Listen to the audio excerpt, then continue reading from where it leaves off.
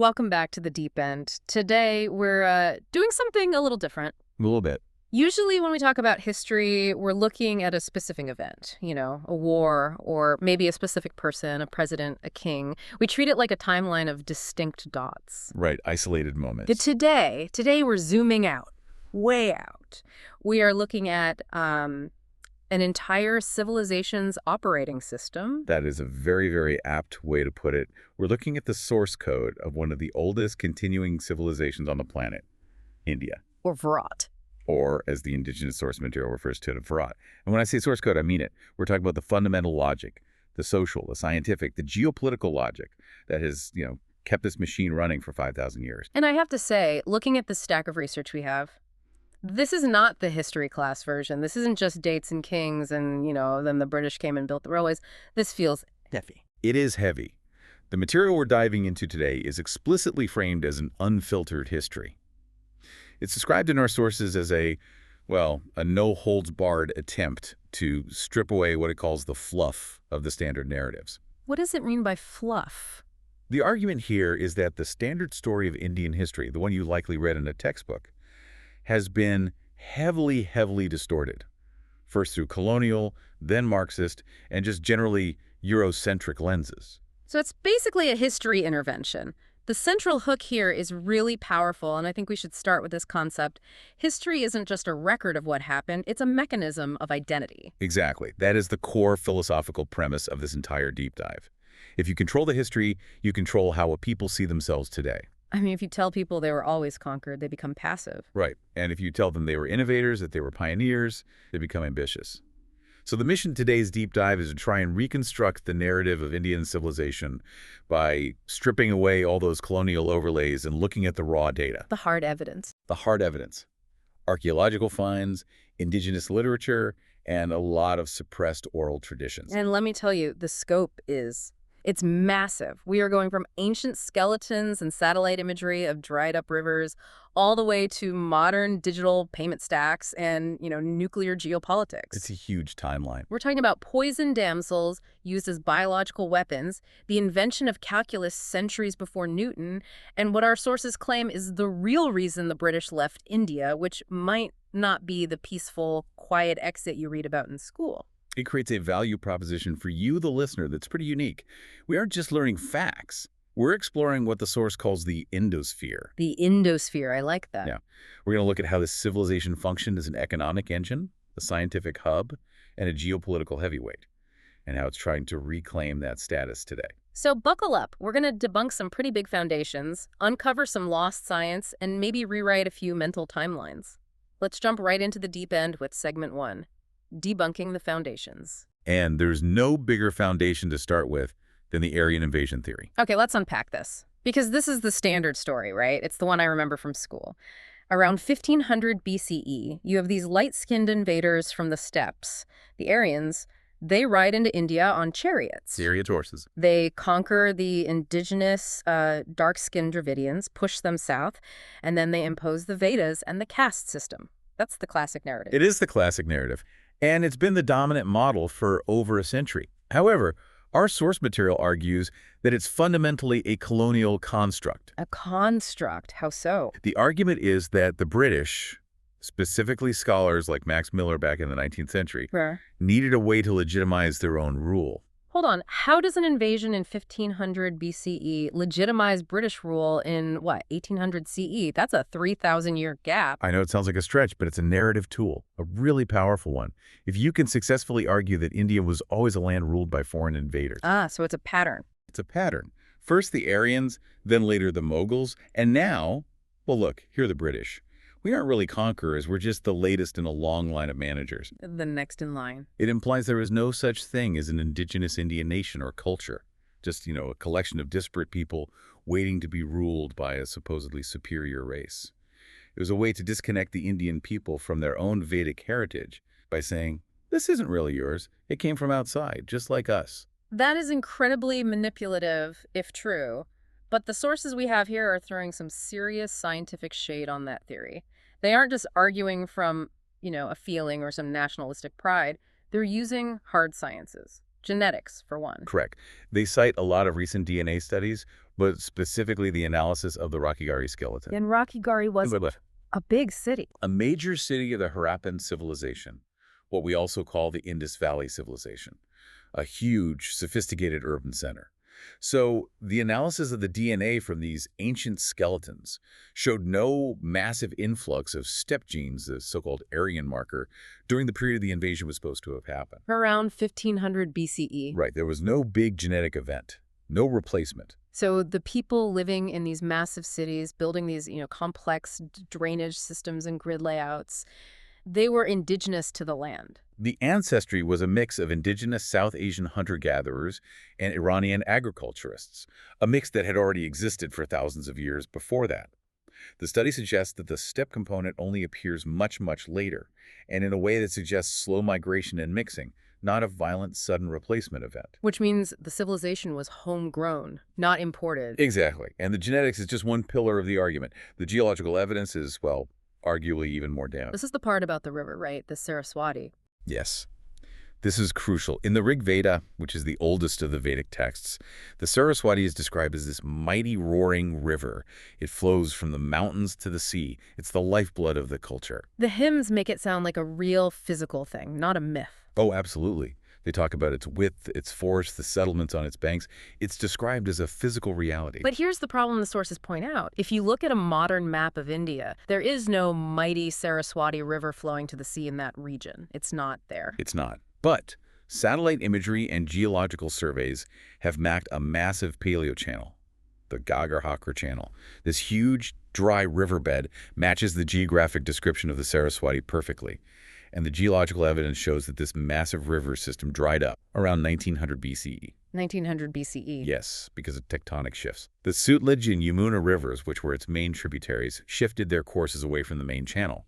So to think about the timeline, the Aryan invasion theory says the Aryans arrived in 1500 BCE. Okay, I see the disconnect. If the Aryans arrived in 1500 BCE, they would have found a dry, dusty riverbed, a desert. It's icy. You don't write thousands of hymns praising a roaring, ocean-going river if you're standing in the middle of a desert. You don't build an entire civilization's spiritual identity around a dead river. The logic dictates that the Vedic culture, the people who composed those hymns, must have been present before the river dried up. So pre-1900 BCE. Which places the Vedic culture parallel to, or even synonymous with, the mature Harappan phase. It pushes the whole timeline back by 1,000 years or more. It suggests that the Indus Valley civilization and the Vedic civilization aren't two different things. They're actually the same continuous civilization. That completely flips the script. I mean, it means we aren't looking at a civilization that started with an invasion, but one that has a continuous, unbroken line going back. Well, how far? And the sources really emphasize that continuity. They point out that there's no break in the archaeological record. Usually when one culture conquers another, you see a destruction layer in the ground ash, Yeah. a sudden change in pottery styles, different housing. Right. Here you see things like fire altars, specific town planning principles like Vastu Shastra, seals depicting figures that look a lot like Shiva the Pasukati, seal existing way back in the Harappan phase and continuing seamlessly into what was later called the Vedic Age. So it wasn't one culture replacing another, it was just an evolution of the same culture dealing with climate change, like their main river drying up. Exactly. The phrase the source uses is great. It says, India wasn't a melting pot of invaders, but a sponge. Sponge. What's the difference? Well, a melting pot implies everything gets boiled down into something new, Yeah. and the original ingredients are lost. A sponge implies a deep, absorbent, pre-existing indigenous structure. It takes in new elements. Invaders, traders, migrants, but it retains its own shape and essence. It absorbs them, and eventually they become part of the sponge. So the Greeks came, the Huns came, the Scythians. They were all absorbed into the Hindu social fabric over time. It's a model of assimilation, not replacement. So we've established that the foundation is older, it's continuous, and it's far more indigenous than the old textbooks say. But let's pivot. Let's talk about what this civilization was actually doing. Because the source material gets really aggressive about debunking the idea that ancient India was just about, spirituality and yoga and sitting under trees. Right. There's this tendency in the West to exoticize the East as purely mystical. Oh, they're very spiritual, but they don't do hard science. Exactly. But the sources here introduced this concept of the Indosphere of lost science. This was a hub of hard skills: mathematics, metallurgy, medicine, real practical knowledge. Okay, let's start with math, because I, like everyone else, remember learning that calculus was invented by Newton and Leibniz in the 17th century. That's like the gold standard of scientific history. But our source is saying, hold on a minute, let's look at Kerala. Yes, the Kerala School of Mathematics. This is a fascinating chapter of history that's often overlooked. Specifically, we're looking at a mathematician named Madhyava of Sangamagrama in the 14th century. 14th century, so that's way before Newton. Centuries before. The sources claim that Madhyava and his school discovered the infinite series for sine, cosine, and arctangent. Okay, just to clarify for everyone listening, and for me, these infinite series, these are the fundamental building blocks of calculus, right? They're what lets you deal with curves and rates of change and infinity. Precisely. Before this, in Europe, people approximated a circle by treating it like a polygon with a huge number of sides. Madhyava used these infinite series to calculate the circumference of a circle and the value of pi to an incredibly high degree of accuracy. He was, for all intents and purposes, doing calculus. Wow. Okay, but independent discovery happens, right? Maybe Newton and Leibniz just figured it out later on their own. That is the standard view, of course. But the source suggests a potential transfer mechanism. It mentions that Jesuit missionaries were very active in Kerala around that time. Right. The Jesuits were the scholars of the Catholic Church. They were. Their mission was to convert, yes, but they were also there to learn, to observe, and to send detailed reports and knowledge back to the Vatican and other centers of learning in Europe. So the idea is that they saw these manuscripts, saw this incredible math, and shipped it back to Europe. The source implies it's a strong possibility.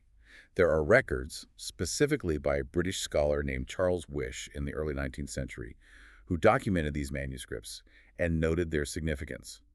The source suggests that this mathematical knowledge likely traveled from Kerala through the Jesuit network back to Europe and eventually seeded, or at least heavily influenced, the development of modern mathematics there. It calls out what it terms the Eurocentric history of science, which it claims systematically erases or downplays non-European roots. Exactly. So it's possible that the big eureka moment in Europe had a very long prelude in South India.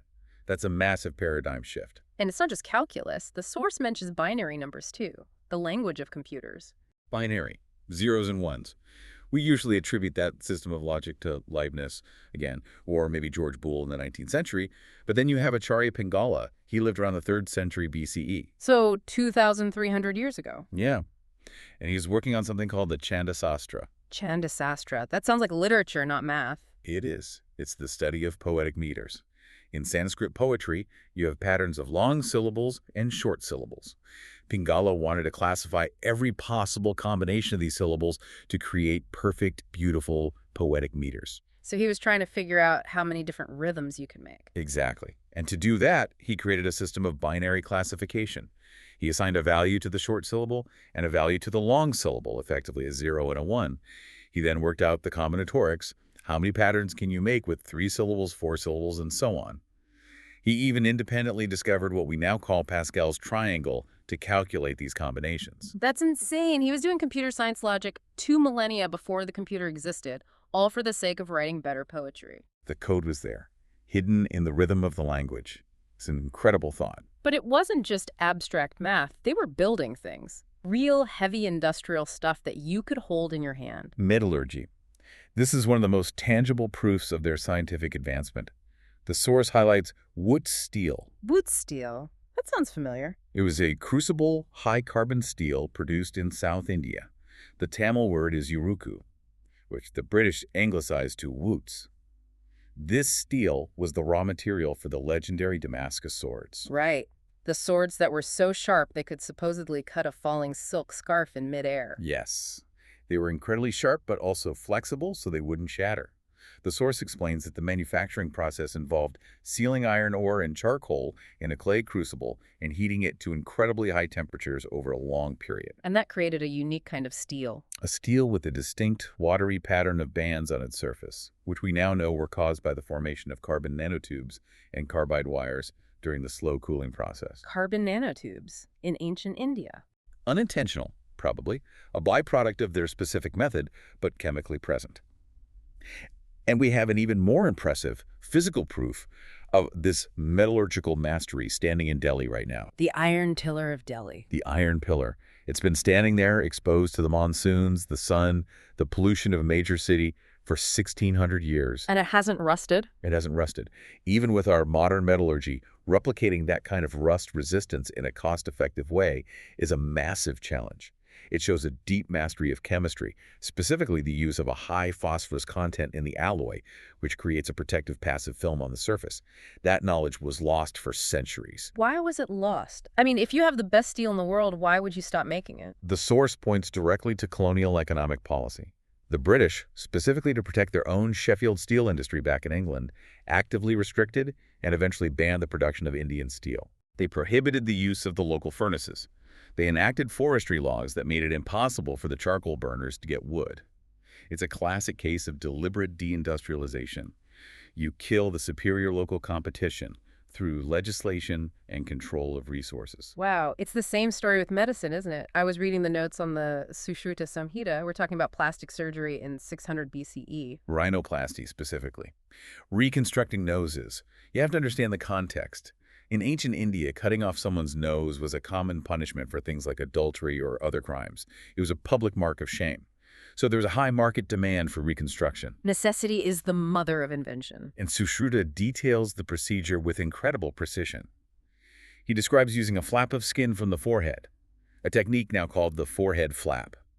The skin is cut but left attached by a pedicle at the brow to maintain blood flow. Then it's twisted down and shaped into a new nose. This basic technique is remarkably similar to what's used in modern rhinoplasty. That's astonishing. And it wasn't just that, right? No. He also describes cataract surgery, using a specially designed curved needle to push the clouded lens aside to restore vision.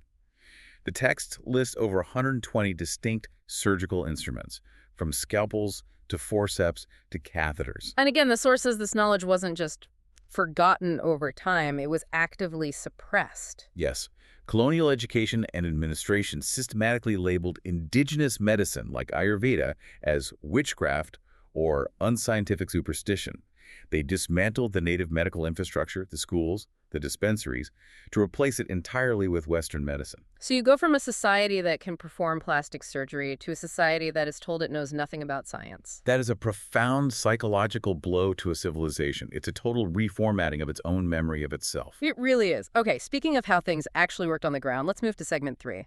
The mechanics of the civilization. Because you can't run a 5,000-year-old economic powerhouse on just poetry and steel. You need institutions. You need an economy. And the sources bring up a fascinating one that most people have never heard of, the Shrenis. The ancient corporate guilds. This blew my mind when I read it. I, like many people, always thought of the caste system as this rigid religious hierarchy where everyone just stays in their lane forever. But the source argues that for merchants and artisans, it functioned more like a powerful trade union. A very powerful, closed-shop trade union. These Shrenis were absolute economic powerhouses. They functioned as banks. They would accept deposits from the public and pay interest on them. They provided insurance to their members against loss of goods.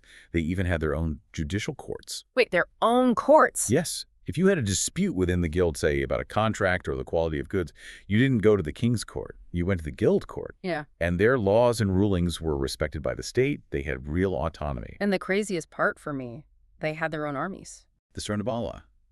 Private militias. I mean, think about it. If you're a guild moving a massive caravan of gold, silk, and spices across the subcontinent through jungles and across different kingdoms, you can't rely on the state police in every single jurisdiction. So the corporations maintain their own sovereignty and military power to protect their trade routes and assets. It's very cyberpunk, actually, these powerful, sovereign corporate entities. It is, and it helps explain how they managed to dominate global trade for so long. The source mentions that India had about 25% to 30% of the global economy in the year 1700. You need a serious, well-organized engine to drive that kind of economic output. These Shrenis were that engine. You also need infrastructure. We have to talk about water. In a monsoon climate where you have months of drought followed by floods, water management is literally life or death. The source highlights the stepwells, the baolis or valves, and the cholatang systems. The stepwells are just stunning architecturally. They're like inverted temples carved deep into the earth. But the source points out they were also brilliant pieces of engineering. They were passive cooling centers.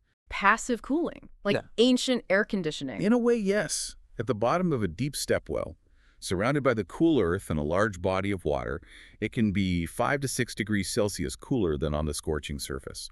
So they became community centers, social spaces where people, especially women, would gather to fetch water, socialize, and escape the heat. It's sustainable, community-focused engineering. And the Chola system in the south was even more impressive from an administrative point of view. They had the Arivarium, which was the tank committee. This was the democratic part that's really amazing. The inscriptions at a place called Usaramur detail exactly how this worked. Villagers were elected by lot, by drawing names written on palm leaves from a pot to serve on the committee that managed the water distribution from the village tank. So it wasn't the king or some bureaucrat deciding who gets water and when. No, it was completely decentralized. It challenges the common notion that democracy was a gift from the West. Here you had a system where local communities managed their most critical resource through a transparent elected body, and the rules were strict. If you embezzled water funds or failed to submit the accounts, you and your entire family were banned from the committee for life. Real accountability, I like it. Okay, moving from water to, well, to spies. Oh, yeah. Because you can't talk about ancient Indian statecraft without talking about Chanakya. The Indian Machiavelli, except he predates Machiavelli by about 1,800 years. Chanakya, who is also known as Kautilya, wrote the Arthashastra. Which is not a spiritual text. Not at all. It is a ruthless, brutally pragmatic guide to running a state. It covers everything from tax rates and agricultural policy to testing the purity of gemstones to, yes, espionage and assassination. Ruthless is the word. The source mentions the poison damsels, the Vishkanya. Yes. It's a controversial topic, and some historians debate how widespread it actually was, but the text described this practice of using women who were microdosed with various poisons from a very young age to build up their immunity. Like Mithridatism, building tolerance. Exactly. The idea was that their bodily fluids, or even a scratch from their fingernails, could become lethal to a normal person. They were effectively biological weapons, used to assassinate enemy kings or officials through seduction and intimacy. It shows the extreme lengths the state would go to ensure its own survival. That is straight out of a spy thriller. And his foreign policy advice is just as cold-blooded. Your neighbor is your natural enemy. The neighbor's neighbor is your friend. That's the Mandala theory of geopolitics. It's pure, unsentimental realism. And the source points out that this ancient logic still explains modern geopolitics in the region today. Why is India close to Vietnam? Because they both share a border with China. Exactly. Why was India historically close to Afghanistan? Because of Pakistan. The operating system that Chanakya wrote 2,300 years ago is arguably still running in the background of South Bloc in Delhi. It really shows that this was a civilization that deeply understood power, hard power, soft power, economic power. But there's another side to this history, the side that deals with the weird stuff, the esoteric, the stuff that gets whispered about. Let's get into segment 4, suppressed narratives. This is where the source dives into what it calls the technology of consciousness. It argues that mainstream history focuses too much on the sanitized, public versions of religion, big temples and public festivals, and completely ignores the deep, esoteric traditions like Kashmir Shaivism and Tantra. Okay, Kashmir Shaivism is described in our notes as non-dualistic. What does that mean in plain English? Well, in many religions, particularly the Abrahamic ones, there's a fundamental duality. There's God, who is perfect and up there, and there's you, the creation, down here. You are separate. Kashmir Shaivism says, no, that's an illusion. The entire universe is a projection of a single universal consciousness. So, you are the divine. You are. The world isn't an illusion that you need to escape from, but a divine play of consciousness that you are meant to experience and recognize yourself in. So God isn't watching the play. God is the actor, the stage, and the audience, all at once. Precisely. It's a very sophisticated psychological and philosophical framework, but the source notes that it was brutally suppressed during the medieval invasions because it was completely incompatible with the rigid monotheistic model of the conquerors. And then you have the really extreme stuff, the Kapalikas and Agoras. These are the guys who break every single social and religious taboo, right? They are the radical ascetics. The source calls them psychonauts, which is a great term. They engage in practices that seem shocking to us. They meditate in cremation grounds. They use human skulls as bowls. They consume things that society considers unclean. Why? I mean, is it just to be edgy? No, there's a profound philosophical reason. The goal is to transcend the mind's conditioning, to break the binary of good and bad, clean and dirty, sacred and profane. If everything is divine, as non-duality claims, then a skull is just as sacred as a flower. By deliberately breaking the taboo, they are trying to break the chains of social conditioning in their own minds to achieve a state of total liberation. It's extreme, but it's part of the diverse tapestry of Indian thought. A very extreme part. It's intense. And speaking of intense, let's talk about Kung Fu, because I honestly did not see this coming. The source claims that Shaolin Kung Fu has Indian roots. It's a very strong tradition, yes. The legend is that a monk named Bodhidharma, who was also a prince from the Pallava dynasty in South India, traveled to China around the 5th or 6th century CE. He arrived at the newly formed Shaolin monastery and saw that the monks there were physically weak. They spent all day doing seated meditation, and they were in poor health, often falling asleep during their prayers. So he became their personal trainer. Essentially, he taught them a series of exercises called the 18 Hands of Lohan. These were designed to strengthen the body and cultivate internal energy, or qi, to support their long hours of meditation. These exercises, over centuries, are believed to have evolved into what we now know as Shaolin Kung Fu. Is there any actual evidence for this beyond the legend? The connection becomes very plausible when you look at Kalaripayattu, the indigenous martial art of Kerala in South India. It's arguably the oldest martial art in continuous existence, and a core part of it is Marmashastra, What's that? the knowledge of the body's vital pressure points, striking specific nerves or junctions to disable or even kill an opponent. That sounds a lot like the dim mak or death touch styles in Chinese martial arts. The parallels are very direct. Also, look at the weaponry. Kalaripayattu has a weapon called the urumi. The urumi is that flexible sword, right? The whip sword. Exactly. It's not a rigid blade. It acts like a whip, but it's made of multiple long, razor-sharp steel blades. It's incredibly difficult and dangerous to wield for both the user and the opponent. You need a complete flow state to use it without injuring yourself. The British actually banned the practice of Kalari because they saw how effective its practitioners were in local resistance movements. They confiscated the weapons and forced the masters underground. So we've potentially given the world calculus, rhinoplasty, and kung fu. And, the source argues, a way to preserve vast amounts of information without any writing. The lossless audio memory system. Oh, this is fascinating because the Vedas are massive. We're talking thousands and thousands of hymns. How did they keep them perfectly intact for thousands of years before they were ever written down? Through a system of mathematical chanting, it's called Vikriti Patha. They developed these incredibly intricate patterns of recitation. It wasn't just simple rote memorization like chanting a text from beginning to end. So how did it work? Okay, let's say you have a simple line with the words A, B, and C. You don't just chant ABC. You chant patterns like A, B, B, A, A, B, C, then C, B, A, A, B, C. Or even more complex patterns like Janapatha and Ganapatha. It sounds like a mental tongue twister. It is. But it acts like an error correction code, like a checksum in computer data. If you miss a single syllable or you change a single tone, the mathematical pattern breaks, and the chanter and the listener know instantly that a mistake has been made. This allowed them to transmit gigabytes of data, the entire Vedic corpus orally, from teacher to student for millennia with near-perfect fidelity. The accent and intonation used today are believed to be the same as they were 3,000 years ago. It's a human blockchain. That is incredible. But as we move into segment 5, the tone of our source material definitely changes. It gets darker. We have to talk about why a lot of this was lost or broken, the medieval trauma and colonialism. This is the heavy part of the unfiltered history. The source is very emphatic that the era of invasions, starting around the 11th and 12th centuries, wasn't just about political change or a change of rulers. It was about deep, lasting civilizational trauma. And it really starts with the destruction of Nalanda University. In 1193 CE, by the forces of Bakhtiyar Khilji, the burning of the library at Nalanda. We aren't talking about a few books in a monastery. Nalanda was the global repository of knowledge at the time. It attracted students and scholars from China, Korea, Japan, Persia, Turkey.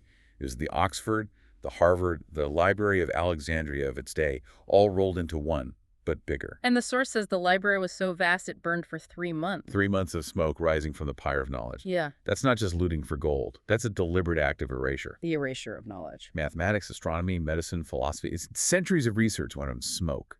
The monks were slaughtered. It was an event that disconnected the civilization from its own vast intellectual capital. It created a kind of dark age. And then centuries later, you have the Portuguese in Goa, the Inquisition. I feel like almost nobody in the West talks about this. We all learn about the Spanish Inquisition, but the Goa Inquisition. It's a chapter that's often overlooked in global history. From 1560 all the way to 1812, the Goa Inquisition was a systematic, brutal attempt to erase indigenous culture. It involved the banning of local languages like Konkani, the destruction of thousands of temples, and the use of horrific torture to enforce conversion to Christianity. It was a period that completely severed the link between the people and their traditions in that region. But the source is very clear on this point. India wasn't just a passive victim, it was also a land of fierce resistance. The Unconquered, that's the section title in our notes. It highlights figures like the Marathas under Shivaji Maharaj. He didn't just fight the Mughals on land. He understood the critical importance of the sea. He built a navy to fight the European powers, the Portuguese and the British at sea. And the Ahmeds in Assam. Their story is incredible. The Ahams are legendary. They defeated the massive Mughal Empire 17 different times. Their commander, Lakit Borfurkan, used the riverine terrain of the Brahmaputra Valley as a weapon, using guerrilla tactics and naval warfare to decimate huge, heavily armed Mughal armies. It's a classic example of asymmetric warfare protecting a civilization. They prevented the entire northeast of India from being absorbed into the Mughal fold. So you have this constant physical resistance, but then comes the British, and as the source argues, they do something different, something more insidious. They don't just invade the land, they invade the mind. The colonization of the mind. And the key figure here, the architect of this policy, was Thomas Babington Macaulay. In 1835, he presented his famous Minute on Education, and he was shockingly explicit about the goal. He said it was to create a class of persons who would be Indian in blood and color, but English in taste and opinions, in morals, and in intellect. That is chillingly specific. And it was devastatingly effective. By dismantling the traditional education system, the Gurukuls, and replacing it with an English language system, they created a deep disconnect between the new educated elite and their own culture. The elite began to look at their own history through British eyes. They began to see their own traditions as backward, superstitious, and in need of reform. And economically, the source claims they just drained the place dry. The drain theory. The source cites an estimate by the economist Utsa Petnaik that a staggering $45 trillion in today's value was siphoned from India to Britain over the course of their rule. 45 trillion. India went from having about 25% of the global economy in 1700 to about 3% when the British left in 1947. The world-famous textile industry was destroyed to make way for mills in Manchester. And then there were the famines, the Great Bengal Famine of 1943. This is the one during World War II. Yes. Millions starved to death, while rice from the region was being exported to support the British war effort. The source is very critical of Winston Churchill here, noting his dismissal of the suffering. He was famously quoted as asking why, if the famine was so bad, Gandhi hadn't died yet. Horrific. And they also messed with the social structure itself. The source argues that the caste system, as we know it today, this rigid, ossified, hierarchical thing, was largely a product of the British census. The 1871 census specifically. The British were administrators. They needed to categorize people to rule them effectively. The pre-colonial social system was complex and, according to this source, surprisingly fluid. People and groups could change their status or guild based on economic success or migration. But the British forced everyone into hard, permanent pan-Indian boxes. You are this, you are that, and so is your child. They essentially calcified the social divisions that are still causing so much friction today. They turned a fluid social dynamic into a rigid cage. So we have a civilization that's been looted, psychologically reformatted, and socially divided. Which brings us to segment 6, the freedom struggle. And here, the source really challenges the ahimsa-only narrative. This is a major point of contention in the material. The popular global story is that Mahatma Gandhi and his philosophy of nonviolence, ahimsa, single-handedly brought independence. The source argues this is, at best, a half-truth that served the departing British well. It highlights the absolutely critical role of armed revolution. We're talking about names like Bhagat Singh, Chandrasekhar Azad, and specifically Subhas Chandra Bose. Bose is the giant in this alternative narrative. The source details his escape from British house arrest, his journey to Germany and Japan, and his formation of the Indian National Army, the INA, and the Provisional Government of Free India in 1943. He allied with the Axis powers, not out of any ideological alignment with fascism, but out of pure pragmatism to drive the British out. The old principle of the enemy of my enemy is my friend. But the real turning point, according to this perspective, the nail in the coffin for the British Raj, was the naval mutiny of 1946. Exactly. After the war, the British made a fatal miscalculation. They put the captured INA officers on trial for treason at the Red Fort in Delhi. This backfired spectacularly. It turned the INA soldiers into national heroes. The Indian military, which had been the absolute bedrock of British power for 2 centuries, began to turn against the British. Their loyalty shifted. Completely. In February 1946, Indian sailors in the Royal Indian Navy went on strike in Bombay and Karachi. They mutinied, took over ships, and in some cases turned their guns on their British officers. The mutiny spread like wildfire. And when that happened, the British finally realized the game was up. You cannot hold a colony of 300 million people if you lose the loyalty of the military. The source cites Clement Attlee, the British Prime Minister at the time, who later admitted in an interview that the role of Gandhi's movement in their decision to leave was minimal. The primary factor was the fear of a general violent mutiny across the entire British Indian Army, sparked by Bose's influence. The British realized they had to leave quickly before they were thrown out violently. So the British left because they were scared. But as they left, they created partition. The amputation, as the source calls it. It describes it as a state-sanctioned genocide. The borders were drawn in just 5 weeks by a British lawyer, Cyril Radcliffe, a man who had never even visited India before. Imagine drawing a line through a map of villages you've never seen, separating families, water sources, farms, entire economies. It led to the largest mass migration in human history and horrific, unimaginable violence. Direct Action Day in Calcutta in 1946 triggered a chain reaction of riots and massacres across the north. But amidst this horror, the source also highlights the incredible feat of integration, and for that it credits one man, Sardar Patel. The Iron Man of India. He stitched together 565 disparate, nominally independent princely states into one single nation. It was a diplomatic and military miracle that India survived as a single unit.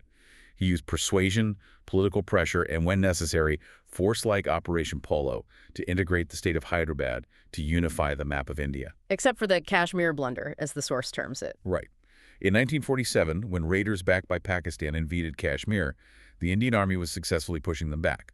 But the government, led by Prime Minister Nehru, halted the Army's advance and took the issue to the newly formed United Nations. This froze the conflict, creating the line of control, and left us with a geostrategic headache that persists to this very day. That brings us to our final segment, Segment 7, Post-Independence to the Modern Renaissance.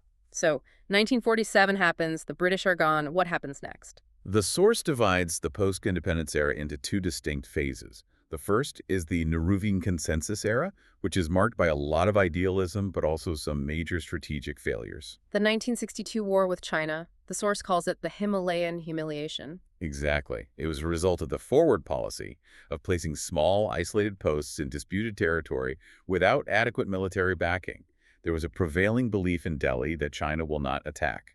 It was a brutal wake-up call that idealism and wishful thinking don't work in geopolitics. But then, just 9 years later, you have the 1971 war with Pakistan, the liberation of Bangladesh, a massive, decisive military victory, the surrender of 93,000 Pakistani troops. It's a huge victory, but the source frames it as a lost opportunity at the negotiating table. Because at the Shimla agreement that followed, India returned all the prisoners in captured territory without getting a permanent, final settlement on the Kashmir issue. It's seen as a classic case of winning the war on the battlefield but losing the peace at the negotiating table, partly due to a desire to be seen as magnanimous on the world stage. And then the country hits its nadir in the mid-70s, the emergency. The emergency in 1975. Democracy was suspended, the press was censored, political opponents were jailed, there were forced sterilization programs. And then you had the turbulent 80s 1984, with Operation Blue Star, the storming of the Golden Temple, the assassination of Prime Minister Indira Gandhi, and the horrific anti-Sikh riots that followed. It's a very dark, chaotic period where the republic itself almost fractured. But then comes the shift, 1991. The economic liberalization. India was facing a severe balance of payments crisis. The country was practically bankrupt. It had to physically airlift its gold reserves to the IMF as collateral for a loan. It was a moment of national humiliation, but it was also the catalyst for change. A blessing in disguise. It forced the government, led by P.V. Narasimha Rao and his finance minister Manmohan Singh, to dismantle the license Raj, the suffocating system of red tape and government control that had stifled the economy for decades. This unleashed the entrepreneurial, animal spirits of the economy that we see today. And then, in 1998, Pokhran II, the nuclear tests. This is where India basically announces to the world, we are a major power and we will define our own security interests. Deal with it. The CIA completely failed to detect the preparations. And despite facing immediate, harsh sanctions from the U.S. and other countries, India stood its ground. It marked the definitive move from non-alignment to strategic autonomy. India was no longer asking for permission on the world stage. And that leads us to the current state of affairs described in the source. This idea of a modern renaissance starting with the digital infrastructure. The India Stack. And UPI, the payments interface. It's a complete revolution in how a modern state can interact with its citizens. It allows for direct benefit transfers, instant, frictionless payments. It leapfrogged the entire legacy banking infrastructure of the West. It's not just an app, it's a public digital protocol. It's allowing a street vendor in a tiny village to take digital payments on a cheap smartphone. And politically, the source points to two major events: the abrogation of Article 370 in Kashmir and the building of the Ram Janmabhoomi Temple. The source frames these not just as routine political moves, but as acts of civilizational reclamation. It views them as closing what it sees as long-festering historical wounds, fully integrating Kashmir into the Indian constitution, and reclaiming a sacred site that had been a major flashpoint for 500 years. But it's not all smooth sailing. The source is clear about modern challenges. It talks about urban naxals, the politicized north-south divide, and the ongoing narrative war. It suggests that the primary battlefield has moved from the physical border to the narrative space. It's an information war now. The source discusses the caste as race narrative being pushed in international forums, which it argues is a new form of colonial intervention designed to fragment the society. It makes the point that while the hardware of the nation, the roads, the infrastructure is being fixed, the software, the national identity and narrative is constantly under attack. So let's bring it all together for the outro. After this massive, sweeping journey, what is the big picture here? What's the synthesis? The synthesis the source offers is this. India is a 5,000-year-old civilization functioning inside the body of a 75-year-old republic. It's not a new country. It's an ancient one that is waking up from a long, traumatic colonial slumber. It's moving from being a passive object of history to an active subject. And the core takeaway, the thread that runs through everything, is resilience. This is a civilization that survived invasions and internal collapses that wiped out almost every other ancient culture. Persia, Mesopotamia, Egypt. Their ancient forms are gone. They are museum exhibits. But India's core identity, its Sanatana Dharma, as the source calls it, survived. It absorbed, it resisted, and now it's in the process of repurposing that ancient knowledge, yoga, Ayurveda, mathematics, alongside modern technology. It's trying to reconcile its past with its future. That brings us to the final provocative thought. The source suggests that the crisis of the modern era for India is the struggle to absorb ideologies that refuse to be absorbed. It's a profound question to end on.